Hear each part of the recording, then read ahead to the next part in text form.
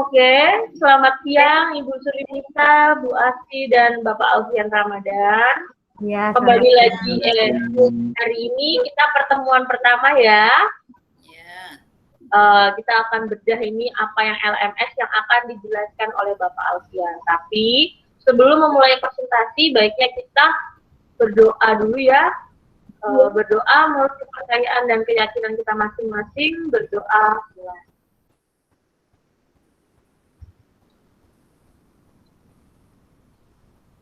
Berdoa selesai.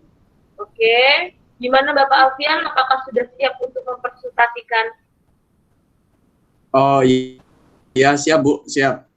Oke, sinyal stabil Bapak? Mudah-mudahan ya. Ya, kita doakan semoga lancar tanpa kendala apapun. Oke, silakan Bapak Alfian, saya persilahkan tempat dan waktunya.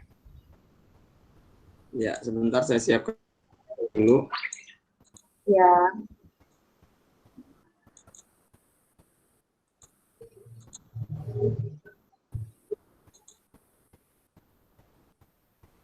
Apa sudah terlihat Bapak Ibu? Sudah Bapak. Oh ya. Ya baiklah, saya awali. Assalamualaikum warahmatullahi wabarakatuh. Selamat siang. Siang Bapak. Selamat siang Ibu-ibu semuanya.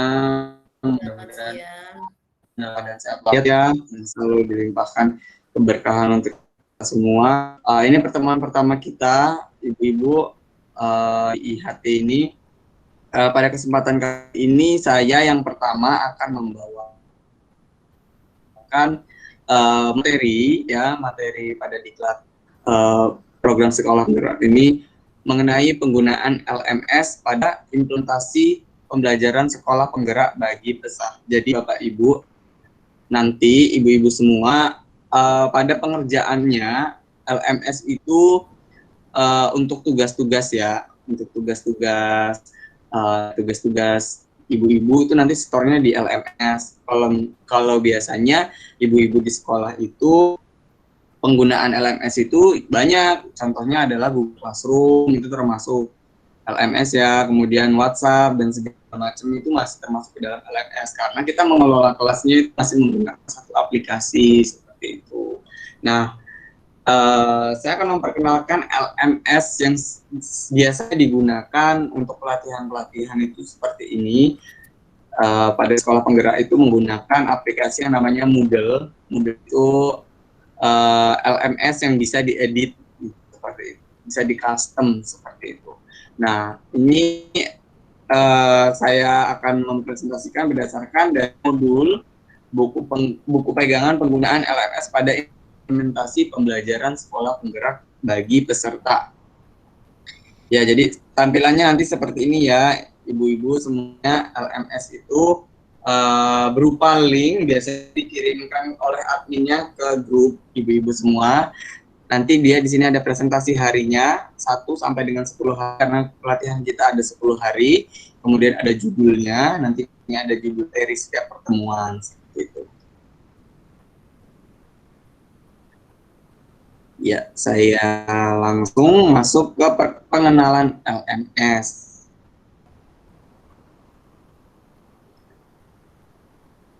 Oke. Ya, ini dia. Aktivitas pembelajaran ibu-ibu itu di kegiatan paradigma baru itu dipantau atau dikelola dengan menggunakan LMS ini, Bu. LMS itu singkatan dari Learning Management System, yang artinya untuk memanajemen sebuah program pembelajaran seperti itu. Di LMS ini dikelola secara hari, di mana para peserta akan disajikan serangkaian kegiatan yang harus dilakukan setiap harinya. Nah, ini adalah contoh dari gambar LMS ya. Nanti ibu-ibu bisa klik aja linknya untuk melihat tampilan seperti ini. Kalau misalkan kurang besar, saya besarin lagi. Ya. Nah, ini ada penjelasannya ibu-ibu. Angka yang disajikan merepresentasikan pembelajaran hari keberapa, mulai hari 1 sampai dengan hari ke-10.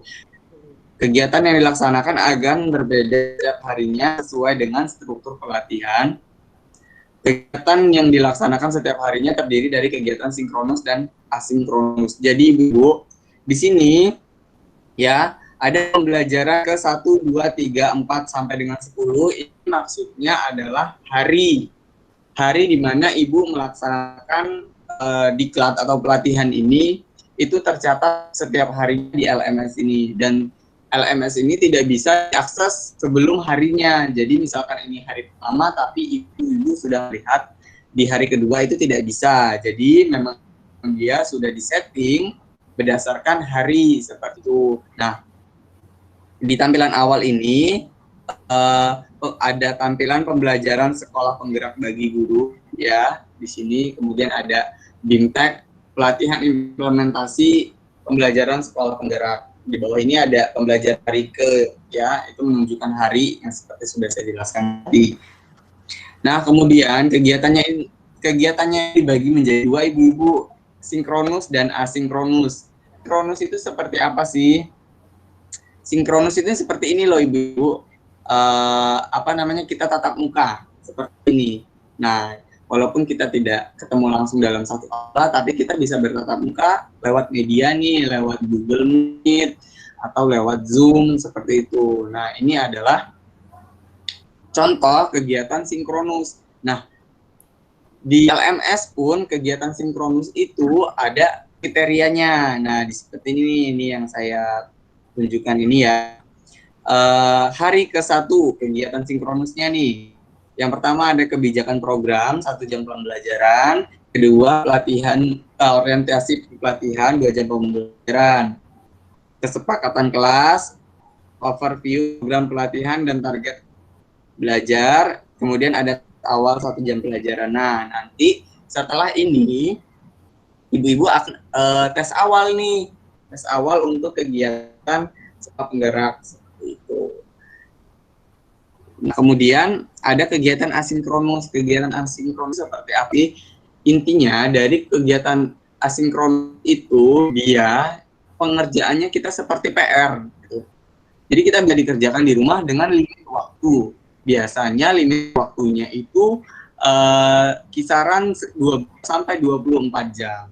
Sesuai harinya. Jadi nggak semua hari itu bisa diselesaikan dalam waktu 24 jam. Ada yang 12 jam, ada yang cuma 6 jam, ada yang pokoknya bervariasi seperti itu, ibu-ibu. Nah, orientasi pelatihan ini yang asinkronus itu adalah 2 jam pelajaran. Yang pertama, pengenalan platform belajar LMS ya, yang sekarang kita sedang bahas ini. Yang kedua, overview program pelatihan dan target belajar. Nah, ini waktunya asinkronus, itu 2 jam pelajaran. 2 jam pelajaran itu artinya gini, ketika ibu buka materi tentang LMS itu untuk dipelajari waktunya 2 jam. Sisanya nanti ibu mengerjakan tugas-tugas. Gitu. Tugas-tugas itu di situ sudah ada waktunya seperti yang tadi saya sudah jelaskan. Ada yang 12 jam, ada yang 24 jam seperti itu. Nah, kegiatannya ini kegiatan tampilan alur kegiatan ya, seperti itu. Nah, nanti ketika ibu membuka LMS itu ada icon-icon seperti ini, ibu-ibu. Nah, jangan kaget ya ketika ibu-ibu melihat icon-icon seperti ini. Inilah fungsinya buku panduan ya. Kita lihat lagi icon yang seperti ini itu adalah icon-icon yang ada di dalam LMS itu sendiri. Yang pertama itu ada icon ini ya. Icon ini namanya icon Google Meet. Nah, sudah ada nih icon Google Meet.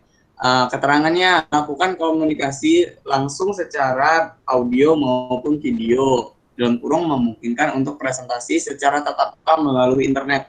Ya seperti ini, saya melakukan presentasi dengan menggunakan Google Meet. Jadi ibu-ibu kita bisa berkomunikasi secara langsung. Kemudian yang kedua ada icon seperti ini, gambar chat ini artinya forum. Nah, forum ini digunakan untuk melakukan diskusi. Ternyata di LMS itu pada kegiatan pembelajaran PSP ini tidak hanya kegiatan mandiri aja, tapi juga kegiatan kelompoknya gitu. Nah, di forum inilah nanti ibu-ibu semuanya akan berkegiatan secara diskusi. Jadi nanti ada yang posting, terus ada yang komen, ada yang posting, ada yang komen seperti itu. Jadi supaya forumnya itu kelihatan aktif dan diskusi itu berjalan seperti itu. Nah, kemudian ada gambar seperti ini, ada handphone dan juga laptop, itu artinya maksudnya yaitu konten pembelajaran. Konten pembelajaran itu aktivitas yang berisi kegiatan belajar. Jadi nanti ada daftar kegiatannya. Nah, di situ gambarnya seperti ini. Nah, kemudian ada icon-icon lainnya ya, seperti ini. Saya kira ini bisa dibaca. Nanti kalau misalkan ada yang kurang paham, nanti bisa ditanyakan seperti itu. Ada konten pembelajaran, terus konten pembelajaran, ada folder, ada kuesioner, ada tugas untuk ada blog ini nanti menulis artikel seperti itu. Tapi kalau blog biasanya kita untuk menulis artikel kan itu dia blogger. Nah, ini tipenya blog, tapi isinya adalah refleksi dari hasil belajar kita selama 1 hari itu seperti itu. Terusan kemudian ada kuis. Nah, di kuis ini nanti kita mengerjakan soal-soal. Nah, nanti kita mengerjakan soal-soal, kemudian ada keterlaksanaan otomatis dan juga ada centang. Nah, nanti ibu-ibu semua perlu tahu, semua kegiatan ibu-ibu itu harus checklist tentang seperti ini ya. Jadi setiap kegiatan itu harus checklist. Kalau misalkan nggak checklist, tandanya ibu-ibu harus mengerjakan seperti itu. Nah, biasanya dia di samping kotak ini ada keterangannya. Ada keterangannya, misalkan ini keterangannya. Nah, terus dia di bawahnya sini nih, di sebelah sini ada waktu seperti itu, waktu pengerjaan. Oke. Selanjutnya adalah panduan penggunaan Google Meet ya. Saya rasa kalau Google Meet ini semuanya sudah paham dalam menggunakan Google Meet. Nah, bedanya di LMS ini ya, di LMS ini dia pasti tulisannya atau materinya untuk Google Meet itu ditaruh di pertama ya, seperti ini. Seperti kita sekarang nih, kegiatan kita di awal di siang hari dan kegiatannya adalah Google Meet dulu atau tatap muka dulu, supaya apa, nanti kegiatan kita pada hari ini itu kita tahu mau ngapain dan apa saja yang harus kita lakukan. Nah, itu namanya adalah orientasi pelatihan. Ya, namanya orientasi pelatihan seperti itu. Nah, orientasi pelatihan itu ada apa aja sih? Yang pertama kegiatan pembuka, kemudian ada kegiatan inti dan juga ada kegiatan penutup. Nah, seperti itu. Ini di Google Meet saya kira ibu-ibu sudah cukup paham lah untuk masuk dalam sebuah room dan memilih apa namanya bahan atau memilih teman seperti itu yang dapat di dalam Google Meet seperti itu. Kemudian yang selanjutnya ada forum ya. Nah, forum ini ada 2 ya Bu, ada ruang kolaborasi, juga ada ruang individual. Individual itu untuk mengumpulkan tugas-tugas kita secara individu. Nah, kemudian ada ruang kolaborasi ini yang untuk apa namanya berkolaborasi atau berdiskusi seperti itu. Nah, nanti kalau ada tulisan ini penting banget nih, ruang kolaborasi itu dipahami pada saat LMS di dalam LMS itu. Nanti ibu-ibu ketika diskusi pencet yang ini ya, yang bawah ini admin topik ini seperti ini, tombol untuk membuat topik diskusi seperti itu. Nah, nanti tampilannya seperti ini ibu-ibu, ada judul topik, ada isi topik, sama tombol untuk kirim, dan ini wajib diisi ya. Misalkan judul pembelajarannya yang pertama itu adalah pelajar Pancasila. Nah, judul topik diisi dulu nih. Diisi dulu nih, profil pelajar Pancasila. Kemudian isi topik diskusinya ya apa yang ibu kira-kira mau didiskusikan apa, atau itu penerapannya, penerapan profil pelajar Pancasila di kelas ibu, atau itu kekurangan dan kelebihan dari profil pelajar Pancasila, atau itu tujuan dari profil pelajar Pancasila, ataupun manfaatnya seperti itu. Nanti ibu-ibu bisa menyertakan file juga di sini dengan mengklik advance. Jadi benar-benar di LMS ini itu memudahkan kita untuk apa ya, mengerjakan tugas seperti itu. Oke, selanjutnya ini advance seperti yang sudah dijelaskan tadi. Advance itu untuk mengirimkan atau melampirkan gambar, bisa terus itu file, dokumen segala macam itu dilampirkan di sini.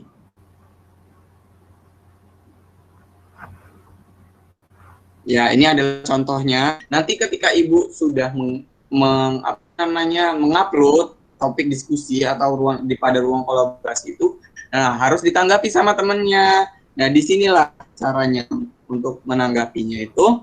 Ibu klik aja di this topik, lalu di sini biasanya ada tulisan reply, bisa diedit juga tulisan Ibu seperti itu.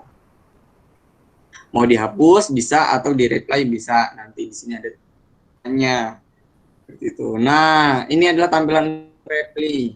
Nah, reply ini untuk mengomentari postingan orang ya, atau teman sekelompoknya itu bisa di reply seperti itu. Jangan lupa kalau udah di reply, klik post forum, karena supaya nanti muncul pendapat Ibu itu bakal dikomen, dilihat oleh anggota dari kelompok lain seperti itu. Nah, ini ada contohnya juga di sini. Contoh hasil diskusi kita, nah contohnya.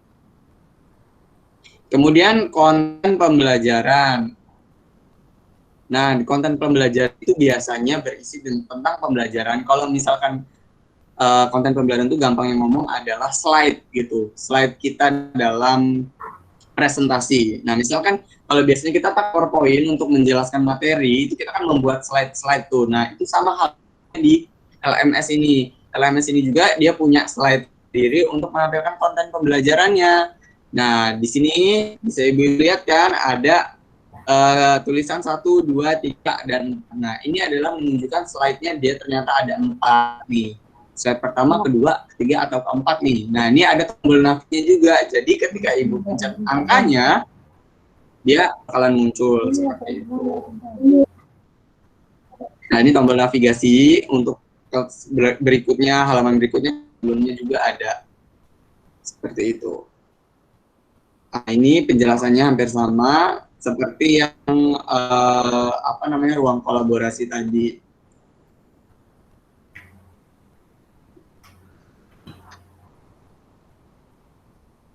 Nah, kemudian ini konten pembelajaran atau listen yang merupakan satu fasilitas yang digunakan menyampaikan konten atau variasi kegiatan pembelajaran yang dilambangkan dengan logo icon. Aktivitas konten pembelajaran ini biasanya ditetapkan pada aktivitas. Nah, misalnya kayak gini.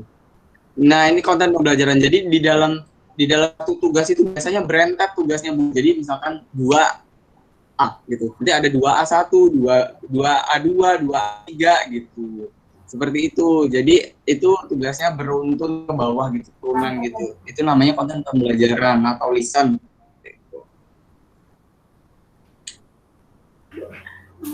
Nah, terus kemudian ada tombol halaman sebelumnya dan halaman selanjutnya, ini saya kira sudah paham, sudah mengikuti lah. Artinya ketika ibu-ibu buka LMS itu tidak terlalu bingung dan bisa kalau kita tuh meraba supaya tahu fungsinya seperti itu.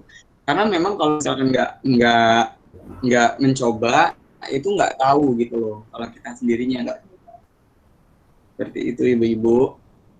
Nah, kemudian ada kuesioner. Jadi setiap satu kali pertemuan itu ibu-ibu diminta untuk menjawab pertanyaan dari hasil pembelajaran kita. Icon kuesioner seperti ini ya ibu-ibu. Ikonnya seperti ini. Nah, kemudian ibu-ibu bisa menulis jawabannya dan answer the question. Biasanya pertanyaannya itu ada yang pilihan ganda, ada juga yang dia harus esai menulis berdasarkan pengalaman itu. Seperti itu. Nah, kuesioner juga dia ada yang berupa esai. Nah, contohnya tampilan nanti untuk ketika ibu-ibu mengerjakan esai itu seperti ini. Ya, tetap ada icon bantuan juga. Iya. Terus jangan lupa klik, kalau sudah diisi, klik submit. Karena kalau nggak disubmit, ya ibu-ibu nanti nggak ke-save jawaban ibu-ibu seperti itu. Ini sama halnya dengan yang tadi ya, tugas merupakan fasilitas yang terdapat pada PBB, pengumpulan tagihan-tagihan terkait pembelajaran yang sedang dipelajari. Seperti itu. Nah, ini untuk menampilkan file, ibu-ibu tinggal klik ini, tombol file. Ketika ibu buka LMS dan diskusi itu harus dikumpulkan berupa file, ibu-ibu klik aja panduannya, mengikuti, terus itu ada lamban seperti ini, ibu bisa pilih langsung masukin filenya, ya filenya berupa Microsoft Word, PDF, ataupun yang lainnya, seperti itu.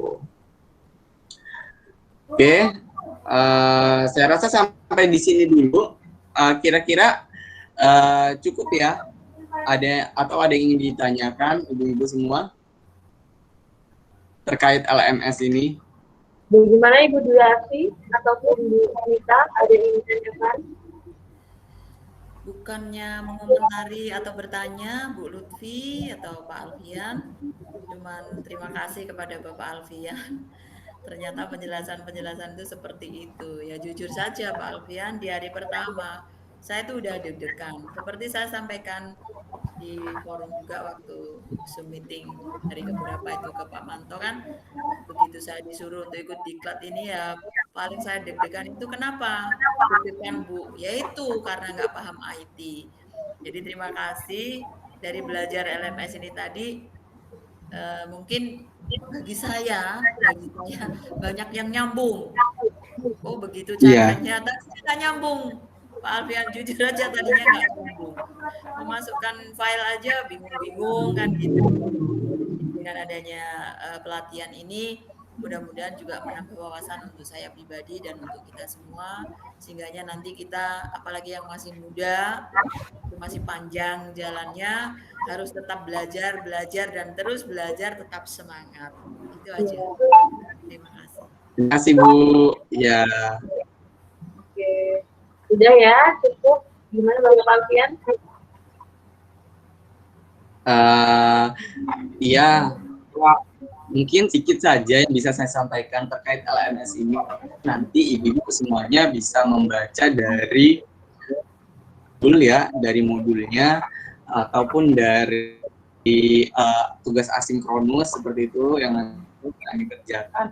Ya mungkin ibu-ibu yang senior ini memang kita di era paradigma baru, pembelajaran paradigma baru ini memang kita IT itu harus bersaing. Tidak menutup kemungkinan juga Bu, nanti ketika kita menjadi guru senior, itu perkembangan zaman itu, perkembangan IT itu sudah semakin maju. Sehingganya kita kalau kita tidak mengikuti, kita kan itu pasti juga bakal tertinggal seperti itu. Tapi mudah-mudahan selagi kita mau belajar, ya nggak ada kata terlambat. Tuh, ya nggak ada kata terlambat. Yang terlambat itu kalau kita sudah meninggal, tapi kita belum punya apa-apa seperti itu.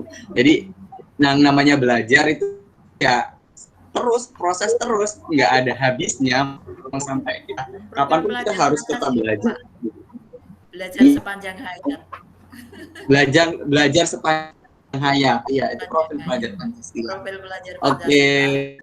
Ya. Terima kasih ya ibu-ibu semuanya, mudah-mudahan bermanfaat. Ya, saya balikan lagi ke Ibu Desi Lutfiah. Terima kasih Bapak Alfian. Oke, ini presentasi dari Bapak Alfian yang luar biasa sekali ya Bu, yang mungkin sedetail itu sehingga buat Ibu Asih sepertinya jadi ngerti gitu IT. Wah luar biasa sekali Bapak Alfian ini powernya ya. Oke, cukup sekian ya Bu untuk hari ini, kita akhiri. Sebelum kita akhiri, marilah kita berdoa, semoga untuk LMS yang selanjutnya itu jauh lebih baik. Oke, berdoa menurut kepercayaan dan keyakinan kita masing-masing, berdoa